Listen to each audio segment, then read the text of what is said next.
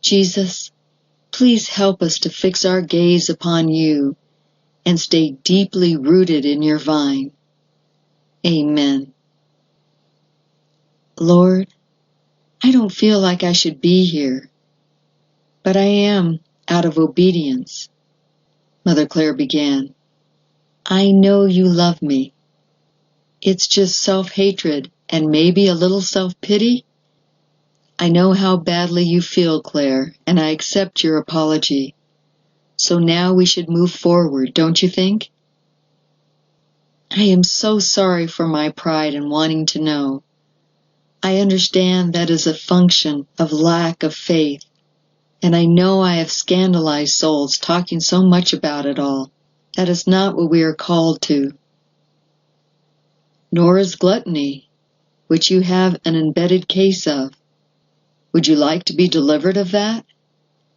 Yes, Lord. Good. I will get to work on it right away.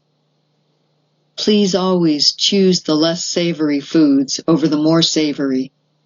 That will help a great deal. He smiled as I tried to get comfortable on the cold metal chair and said, and the less comfortable alternative. I get it. It's about putting the flesh to death. Would you rather see that in the illumination or see it now? For sure now. Maybe I can do something about it. I want to pick this sinking heart up. Me too, but how? I just dug into his chest and had a good cry. I need brother to be there for me, to be kind. And I need you to be here for me and be kind. A sinking heart is not good company. How can I cheer you up? Sweet Jesus, I don't deserve that. But I do. Let's say we cheer up a bit. Jesus, all I can see are my failures right now, and I am sick at heart about them. I understand. I know it hurts to see the ways you have failed. That is why we sent you some encouragement beforehand about how you have succeeded. Let's look at those too.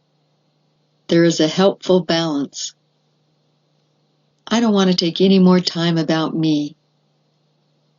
Tell everyone to read from Jeremiah 51, verse 8 through 15, Revelation chapter 18, and Zechariah chapter 14, where Christ fights against those who possess the earth. After his victory, the angel said, there will be one flock and one shepherd. Here is an excerpt from Dumitru Duduman's book, Dreams and Visions from God. I prayed, then went to bed. I was still awake when suddenly I heard a trumpet sound. A voice cried out to me, "Stand!" In my vision, I was in America. I walked out of my home and began to look for the one who had spoken to me. As I looked, I saw 3 men dressed alike. 2 of the men carried weapons. One of the armed men came to me. I woke you to show you what is to come. He said, "Come with me." I didn't know where I was being taken. But when we reached a certain place, he said, "Stop here." A pair of binoculars was handed to me, and I was told to look through them. "Stand there, don't move, and look," he continued. "You will see what they are saying, and what they are preparing for America." As I was looking, I saw a great light. A dark cloud appeared over it. I saw the president of Russia, a short, chubby man who said he was the president of China, and 2 others. The last 2 also said where they were from, but I did not understand. However, I gathered they were part of Russian-controlled territory. The men stepped out of the cloud. The Russian president began to speak to the Chinese one. "I will give you the land with all the people, but you must free Taiwan of the Americans. Do not fear. We will attack them from behind. A voice said to me, watch where the Russians penetrate America. I saw these words being written: Alaska, Minnesota, Florida.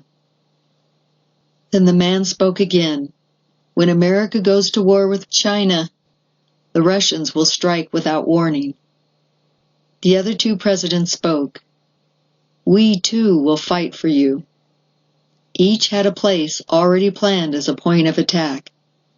All of them shook hands and hugged. Then they all signed a contract. One of them said, we're sure that Korea and Cuba will be on our side too. Without a doubt, together, we can destroy America. The president of Russia began to speak insistently. Why let ourselves be led by the Americans? Why not rule the world ourselves? They have to be kicked out of Europe too. Then I could do as I please with Europe.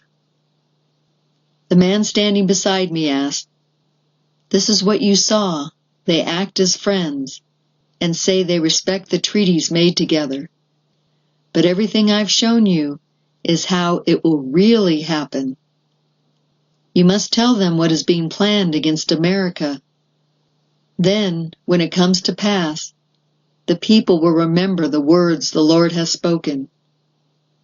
Who are you? I asked. I am the protector of America. America's sin has reached God. He will allow this destruction, for he can no longer stand such wickedness.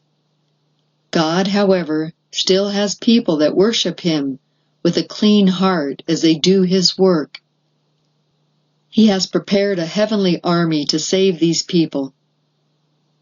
As I looked, a great army, well armed and dressed in white, appeared before me.